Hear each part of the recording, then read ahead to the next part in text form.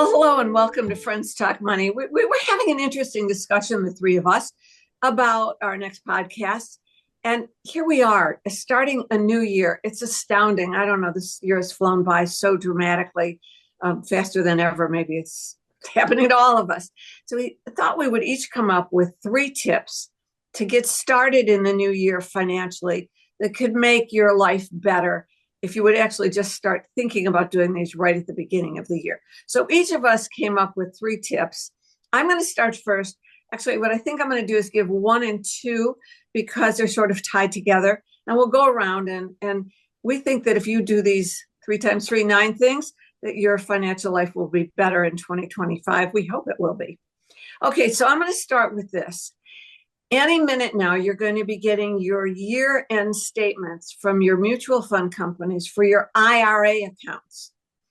The balance of your IRA accounts, whether you have 1 or maybe 3 or 4 different places, the balance in all your IRA accounts at year-end 2024 is what's going to be needed to calculate your required minimum distribution if you're already 73 or turn 73 in 2025. So that's determined the minute you get those statements. Add them up. You've got Fidelity, Schwab, Vanguard. Add all that up. That's your total amount. By the way, 401ks are treated separately. If you have an old 401k that you didn't roll over, you have to take a separate RMD from that. But when you get the total amount from all your IRA year-end balances, you can go online to an RMD calculator or ask one of your custodians. You can ask them in January. I got my 3 accounts that added up to this. I'm going to be 73 or 77. Calculate my RMD, and then you can either take it a little bit every month during the year of 2025. Make sure they maybe withhold some income taxes for that, but it's not going to change. This is not something you do at the end of the year. You get your number at the beginning of the year by getting your year-end balances. And my second tip sort of ties in because you're going to be looking at your IRA accounts. So while you're there, go online. Make sure that you have named the correct beneficiary, not the person that you were in love with 17 years ago when you opened the IRA account or your ex-spouse or whatever, but make sure you've named the correct beneficiary. Changing your IRA beneficiary is so easy. You do it right online. You don't need a lawyer. You don't need to sign a paper. You don't need it notarized.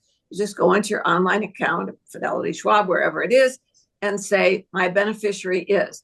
And then you might want to name a successor beneficiary in case that beneficiary is not alive. You might decide, I'm going to name co-beneficiaries. Like maybe you didn't name your adult children because they were kids when you opened the account, but maybe you want to now name them each as half owner or third owner of the IRA as beneficiaries. But check your beneficiary at the same time you're checking your year-end balance, and you will be off to a very good start for the new year. This is something you do in January. Okay, those are 2. Richard, what have you got? Well, Terry, just a quick question about the beneficiaries. Is that also true for pensions and life insurance too, or are you talking only about IRAs? Absolutely. I can't tell you stories I've written about life insurance that was done and the couple was divorced and the spouse still was named, the ex-spouse was still on the policy. You should be checking all your beneficiaries. All the accounts that have named beneficiaries are not impacted by your will or your estate plan, your revocable living trust. If an account has a beneficiary, it goes directly, regardless of status. You're the ex-spouse or the ex-whatever. So make sure that this is the person you want to receive the money directly. Good point, Richard. Thank you. Okay, so let me get to my 2 tips and then we'll go to Pam's. And then we'll circle back for 1 more from each of us.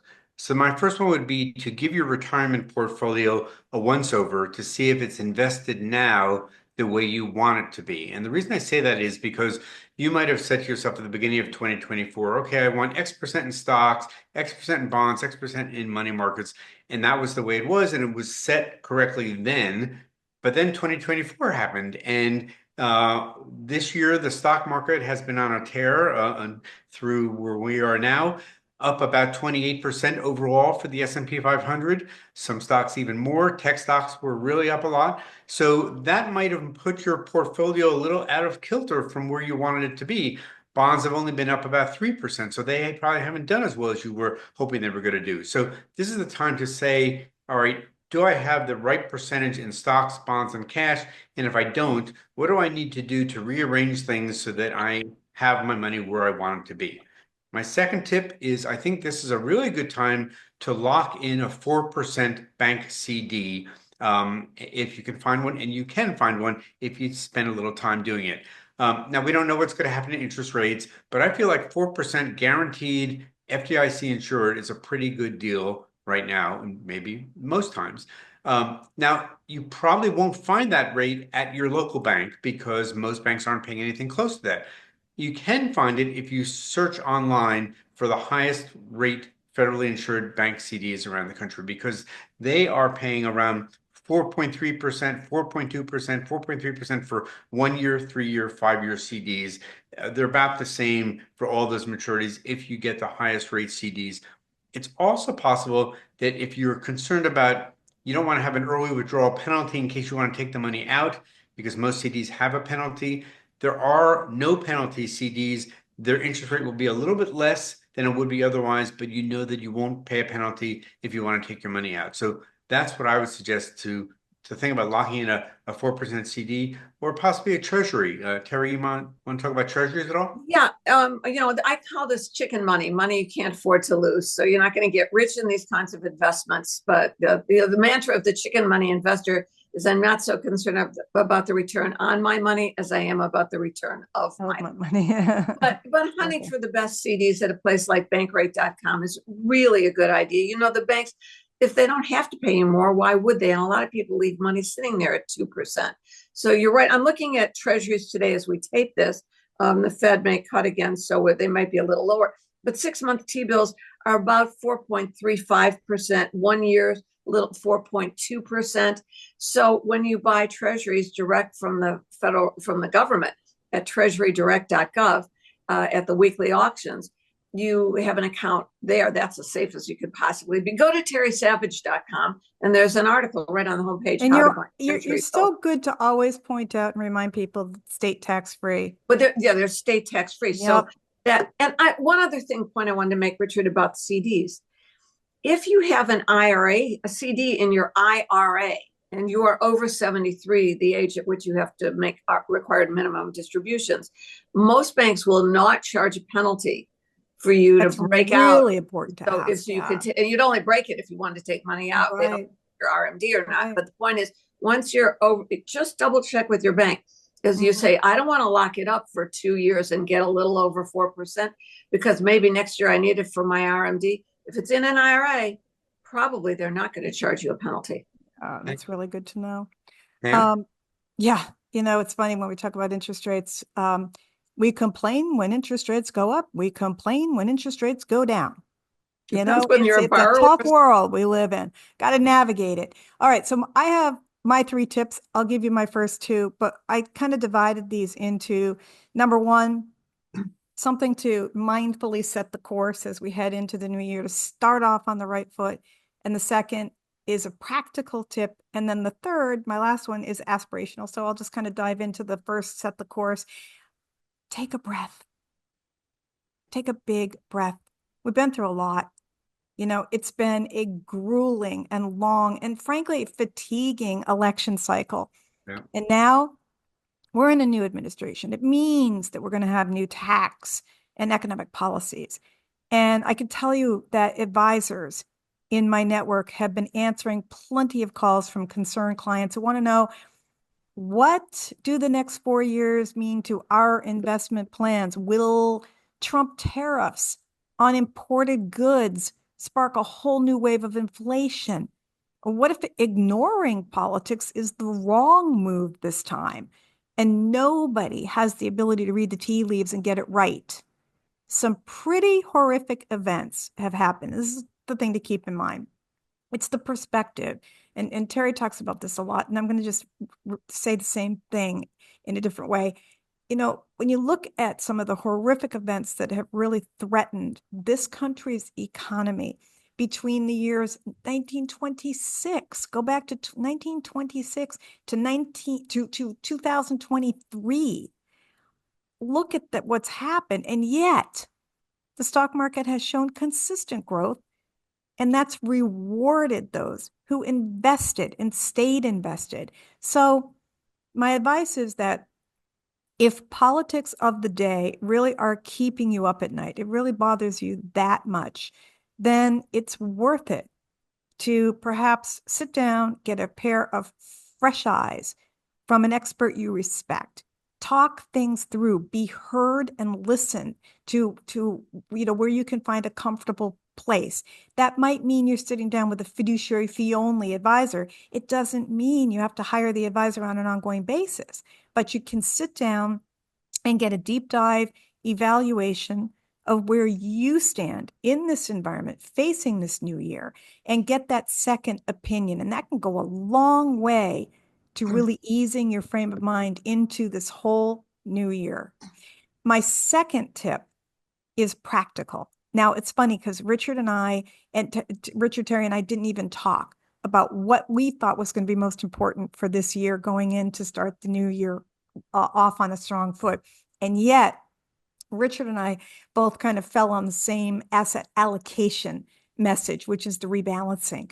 And, we know foundationally that asset allocation and diversification are the two things that really make the biggest difference in your performance, in your outcome, in your investments, and protecting your investments. These are the two things. So again, it's looking at how much of my money do I want in the stock market? How much in bonds? How much in real estate?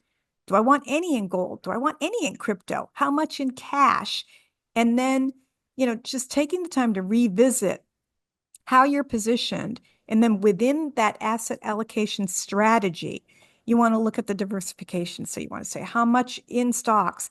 How much of the money in stocks do I want in dividend paying stocks that are paying 3 to 4%? How much large company? How much in small? How much in international? So again, these are strategies going into 2025 that really can fortify your portfolio, and that gets you off on the right foot for the year. I want to insert a commercial here.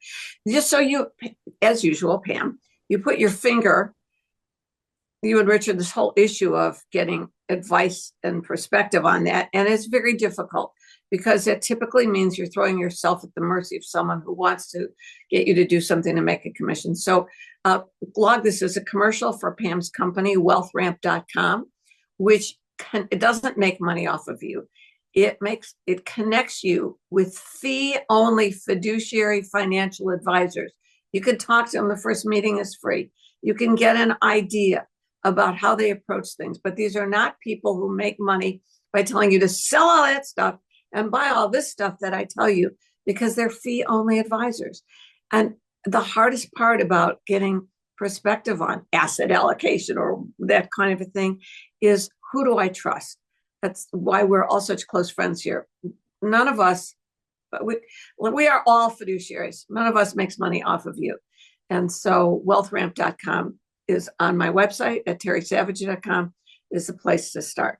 Thanks. So that's the first thing you should do in the new year. If you don't have someone that you can trust, and even if you do, you might want to have a conversation with someone else and say, well, I've been with this person for a long time. My husband was with him. My father was with him. And I trust them, of course. But, could you take a look? It'd be worth paying, not only to meet the person, but maybe just a fee to get the plan looked at. Really, ignorance is not bliss. Getting all of that, framed up early in the year, it just sets the course for the year ahead to be a little less stressful. Okay, we said we'd do 3 each. When we didn't say what we would do. I'm going to give you a very unusual third Terry's tip. And believe me, coming from me, this is going to be very difficult. I'm going to tell you right now that you can do it because I can do this. This is about technology. So don't roll your eyes quite yet. How many passwords do you think you have? Think about it. All the things on your phone, all the places you shop, all the medical accounts you have, all the everything. My life is a jumble of passwords, so is yours. Now, 2 things can happen. You can either, when you open a new account, they say, do you want to use our strong password, which is QXV12 97 exclamation mark ampersand. Cat on the keyboard. What do I do with it? I mean, will it remember it for me? Or the other extreme is you use all the same word or a variation on that word or something like that's equally dangerous. So I'm going to give you some advice for the new year. I found it very hard to take this advice a few years back, but I'm so glad I did. You need a password manager service that you can trust. I'm going to give you the name of the one I use. I only use it because a very smart techie guy sat me down and said, this is ridiculous. You have to do this. I'll show you how. So go to Dashlane, DASHLANE, dashlane.com. There are others. There is Aura, and there's Keeper and Password Vault. Get one of those. I use dashlane.com. You put your passwords into this thing that has a master password. You only have to know that one master password, because when you log into that on your phone or on your iPad, on your computer, it will automatically fill in your passwords on the sites you visit. It's safe, it's secure, and this is how you keep track of everything without either using just hoping that things will work out on your phone or without using the same word all the time. Richard, I know we talked about this once, and you said, this is really important. I'm going to make this point, that now when you have everything kept in this password manager service, then if you want to tell your attorney or your eldest son or your spouse how to get into your bank accounts or your broker, they need access or whatever it is, all they need is the master password, and that's safe and secure. So that's the first thing. I know it sounds like it's a big deal to do, but it is not. You can sit down and do it. Again, dashlane.com, but I don't, I don't own them. It's just, that's the one that was given to me. Good. Okay. Yeah. Now I'm going to scare you even more. I'm going to tell you about a new kind of fraud, and it's called SIM fraud. It's about your phone, and it's about how fraudsters can literally steal the innards of your phone. Now, why this is important? Every time you go online to your bank account these days, they're going to say, we're going to send you a code. We'll text you a code to authenticate you. It's called SMS authentication. I'm not a tech guru. Just listen to me and believe me, because I had to believe it. If you put this code in, they'll let you into your bank account. So you say, I want to make a wire transfer, something like that. We have to give you an SMS code. What's happened is that fraudsters have started cloning phones, stealing the SIM card. And so when the bank sends you this authentication, they have stolen the innards of your phone, not because they touched your phone, but maybe because you took it into the phone store, maybe through some other way. And that they then get the text message on their phone, insert the 6-digit number, and then they can move the funds out of your account. Now, did you say that's what happened with Andy Cohen? Google this. Andy Cohen, Real Housewives fame, had talked about this on the Today Show. It happened to him.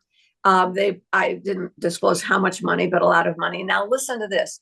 The banks have said, and I've written columns about this, and I've talked to some of the biggest banks. The banks have said, because that code was entered, you never saw it. It didn't come to your phone. You didn't even notice it, that someone was signing in. It went to their phone. But because that code they sent was entered, you were participating in the fraud, even though it wasn't you putting the number in. And therefore, you're not going to get reimbursed for fraud. So the New York Attorney General at this moment is suing Citibank for not acknowledging this is a fraud upon consumers.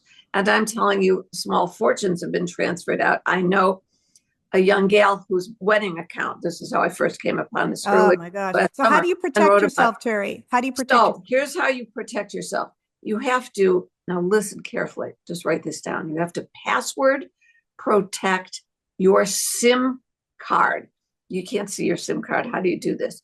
You call AT&T or T-Mobile or whatever your phone company provider is and say, from now on, I need my SIM card. You'll get a 6-digit code or numbers to password protect your SIM card. So if you turn off your phone, when you start it up again, you need your password to get into your phone.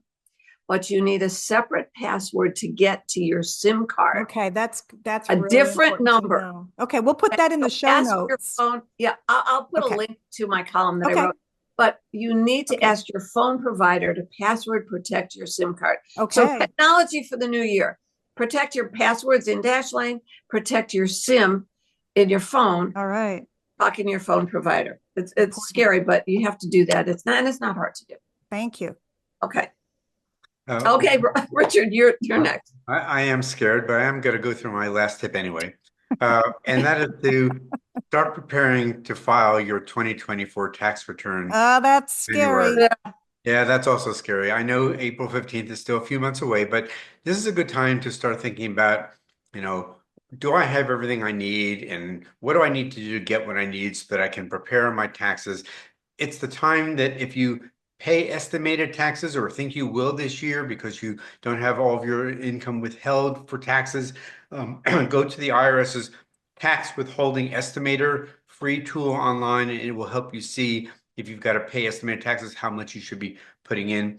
We're not going to get political and talk about the tax changes that we might see this year, except to say that the 2017 tax law tax changes are going to expire at the end of 2025, which means there's a pretty good chance there's going to be some kind of a tax law this year. We don't know what's going to be in it. It's something you want to keep your eye on. If you've got a tax advisor, you'll want to talk to your advisor when we have a better idea of what that's about, because it could affect your tax rate, your state taxes, your standard deduction, your write-offs, lots of different things. So more on that later on. So don't wait till April. Think about that in January. All right. Okay, we're going to end on what I hope is kind of aspirational, which is, for me, it's about frame of mind. Frame of mind is, to me, just about everything. So maybe it's going to be this year that you're going to retire, or maybe you've just recently stopped working full time. You're shifting gears. You're crossing the scary bridge from your last paycheck to your first withdrawal from your own savings. So it's a good time right now to start adjusting our perspective on what retirement really is and what it looks like today, because the traditional notion of full stop at 65 has faded away. And today, the transition between work and, I want to say, leisure is much more fluid. And the landscape is evolving really fast as we live longer, hopefully healthier lives. And while so many of us are staying professionally active well into 70s and even 80s, it's about choice. So many retirees are pursuing their second acts by consulting, part-time work, projects they're really passionate about, helps them extend income streams. Think about more flexibility with your withdrawal strategies from your investments, your evolving lifestyle needs. And we talk about this topic on Friends Talk Money always, throughout the entire year. That's about probably at least one out of every three of our podcasts. So we love to share ideas and get as many of you exploring options by having great guests on the show that can share from books they've written, their insights. And please feel free to share your stories with us, and we can share those with other people as well. So whether it's a gradual transition or a complete stop working, I'm going to retire now, this is the time right now, looking ahead into the new year, to be thinking about what is your vision, your personal vision of your own so-called retirement. Oh, Pam, that's a great way to end this. You've had our 9 tips for the new year, ranging from get your RMDs and beneficiaries in order and protect your passwords, to things like make sure you've got some 4% money locked up and know what your asset allocation looks like now that the year's gone by. Good ways to start the new year, as well as some profound thinking. All of us here at Friends Talk Money just want to take this moment to thank you for watching and listening. If you're listening, we also video this, and you can find us at Friends Talk Money.org on the website. And so if you are watching us or listening to us, we hope you'll continue to do that. And we want to wish you all a very happy, healthy, and prosperous 2025. Thanks again. Happy New Year. Happy New Year. Friends Talk Money is funded in part by a grant from the Investor Protection Trust. The IPT is a nonprofit organization devoted to investor education.